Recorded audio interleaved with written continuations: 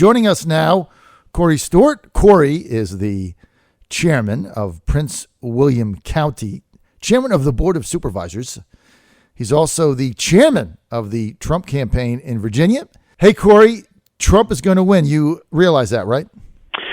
Well, you and I have been saying that for a long time. And, the polls that were narrowing, the LA Times had him up by 3% nationally, even before this appearance in Mexico. And after that, tremendous. I mean, what an event. That's going to propel him another 5 points at least. Corey, I loved that speech last night. I mean, I got to tell you, I know I'm biased. I love Trump, right? Everybody knows that. He was my candidate from day one. He's been my candidate forever. But I loved that speech last night. We've heard him 100 times, you and I. But I loved that speech in Phoenix last night. Is it just me, or did he hit a home run? I think it was definitely a home run. I think it was a grand slam, actually. Look, he played it so perfectly. Everything he does, if you want to understand Mr. Trump, you gotta look at his books. You've got to look at The Art of the Deal. He has been very hard on Mexico, very hard on its political establishment for the entire time. And then what he did, what nobody expected him to do, which was go down there, meet with this very person he was criticizing, and come out essentially with a deal. And the deal is in the works. And the reason is very simple. Mexico knows it's coming if President Trump is elected. And they also have problems with the border. I mean, the border is not a good situation for Mexico either. Right. It's drugs, gangs, all sorts of criminal activity occurring on the border because the border is weak. Right. They want to fix it. Look, I mean, and they've got, like Trump said yesterday, it just isn't Mexicans that are coming over into the United States. It's people from other countries in South America that are coming through Mexico. So they've got a problem. And then there's other people from the Middle East that are going to El Salvador or Colombia and coming up through Mexico. Guns are getting up there. Drugs are getting up there. It's all bad, right? Well, right. I mean, look at, you don't have to travel very far. I mean, and I tell you what, if, a lot of people listening today will have family members who have been affected by the heroin epidemic, which is occurring across the country. And almost all of that heroin is coming across the Mexican border. Well, it's not just affecting the United States, it's affecting Mexico too. Mexico has a reason to cooperate with the United States in providing essentially what the wall means, what a barrier means, is law and order. And that's what is required to take on the criminal cartels, not just in the United States, but in Mexico.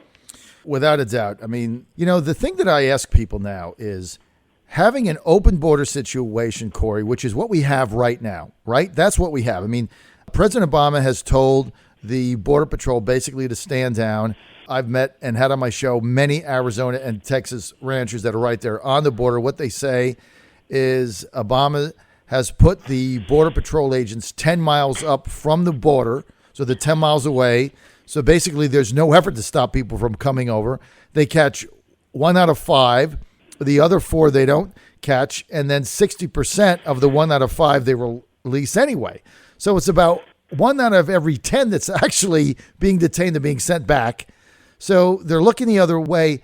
Having this continue for illegals coming into the United States unabated, how does that benefit an average American in Buchanan or Roanoke or Virginia Beach or Prince William County or Dallas? How does that benefit anybody?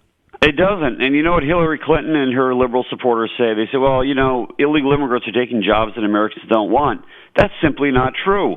I suppose there are some jobs that traditionally, we've had migrant labor over the decades, in the orange groves, et cetera, that, were being done by migrant laborers. But illegal immigrants today, a lot of them are skilled workers. They're drywall guys. I mean, they're even performing electrical work and plumbing work.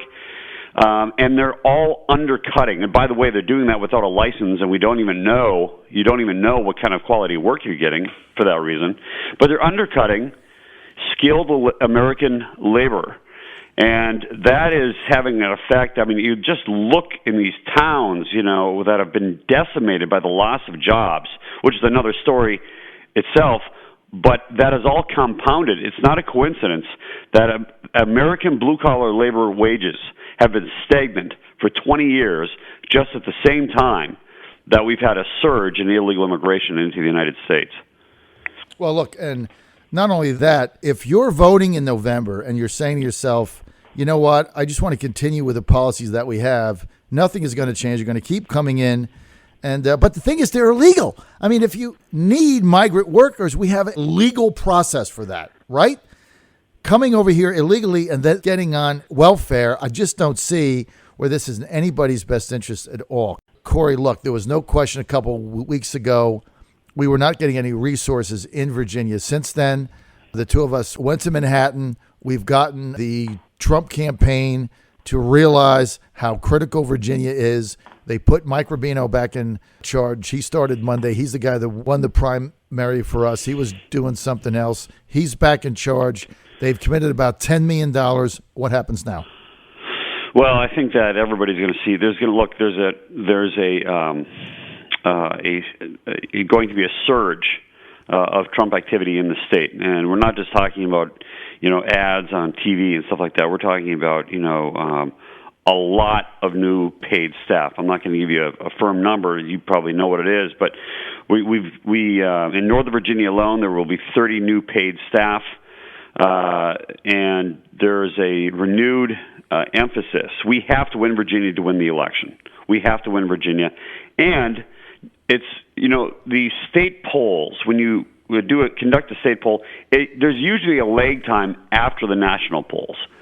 The national polls have shown, that this race has already moved into the margin of error. Mm-hmm. He's actually leading some of these national polls.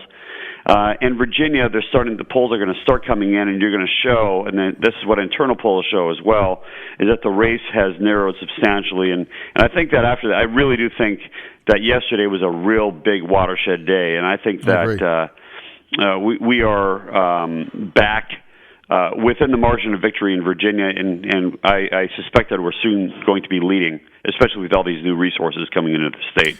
Well, look, I talked to Mike Rubino last night. We're going to have something like 35, I think he said, standalone Trump for president offices around Virginia, along with the 20 or so that are shared with the Republican Party of Virginia. They've also been on a hiring spree. They've brought several key people on, and that'll continue. Now, look, Terry McAuliffe has been working Virginia for Hillary Clinton since he's been governor. They have 297 paid staff. They have 70 offices across Virginia. There's no question they've got people. They've already spent millions of dollars here in negative ads. But I think once we get this done, we get these offices open, we have a lot more enthusiasm. We have a lot more volunteers than they have. And, $10 million isn't anything to sneeze at for, infrastructure, offices, and then we're getting additional money for TV and radio ads. Yeah, I think it's a complete turnaround, and the great thing is having Rubino back, Mike Rubino, who is really very, very close with the Trump family, and just a mastermind. And the guy's only in his mid-20s. Mid-20s, yeah. And he's just a very impressive gentleman, and I've never been more upbeat about the status of the campaign than I am this morning. Well, we got the resources we needed. This is the thing that I've always said about Trump is he listens. And look, I've told it like it is. I mean, we were getting hammered here. We didn't get the resources. When Paul Manafort was in charge, he had basically written us off. He was their campaign chairman. He had written us off. And all the money was going to the states that had down ballot races, which was U.S. Senate races. We were not one of them. So we got cut out of the mix, and nothing. I mean, we just didn't have the resources to compete. But we went up there, we complained, we got their attention, and then we had a succinct message, and it got done because they did listen.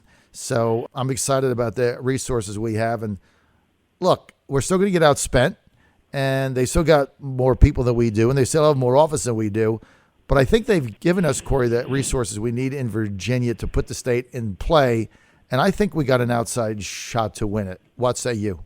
Well, I think we're going to win. I think that, look, there's an excitement factor here. In 2008 and in 2012, the excitement, especially in 2008, was with the Democrats. So they had an exciting candidate. And we had, frankly, especially in 12, we had a very dull candidate.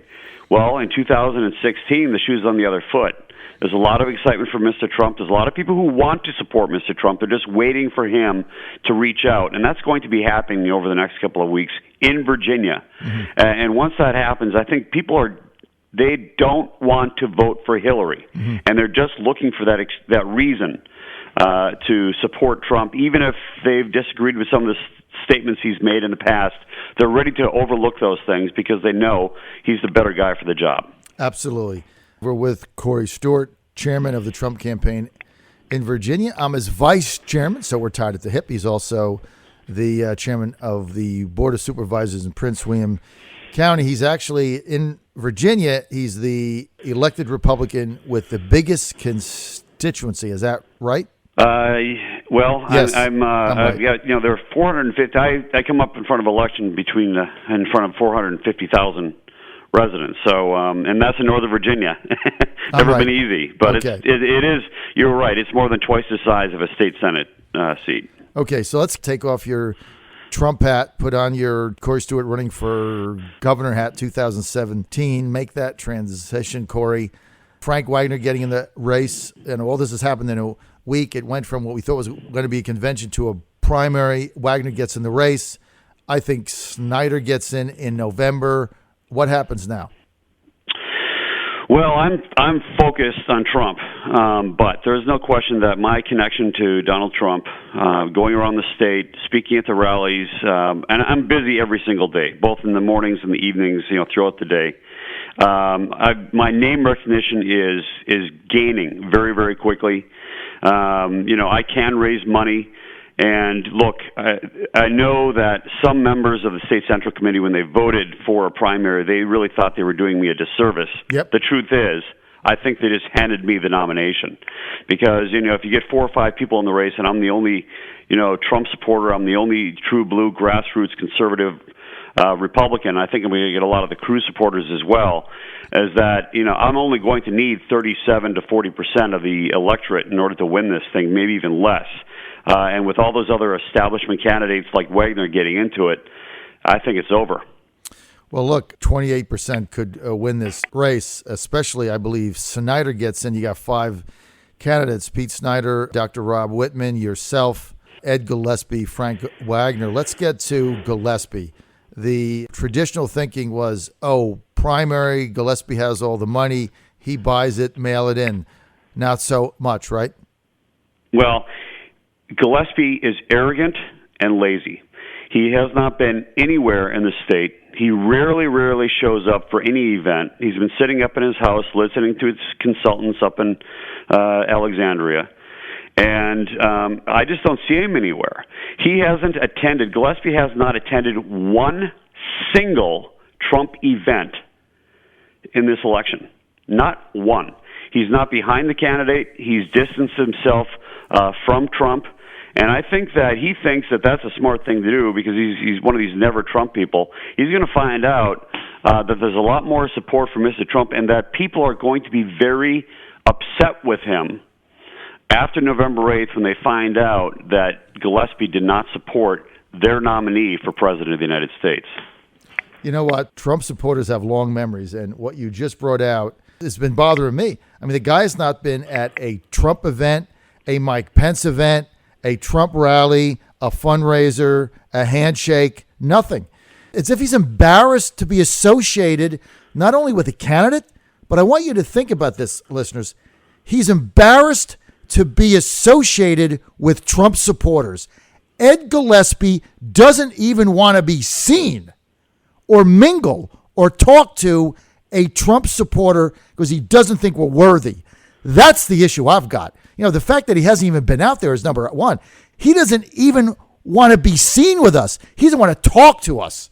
He loathes us. just like all the establishment, they look at the Trump supporters like Scott Ridgel, and they think they're too stupid to have a job. And I think this is going to backfire on him. I mean, the fact that he's not been at a single Trump event is just unconscious to me. And the real reason, he doesn't like the candidate, he doesn't believe in any of his stances, and he can't stand his supporters. Like Ridgel, he thinks we're all too stupid to have a job, and we're going to win the whole thing. I'm out of time. Thanks for being with us. Thanks a lot. Thanks a lot, John. I got on a rant. Sorry about that, No. Corey.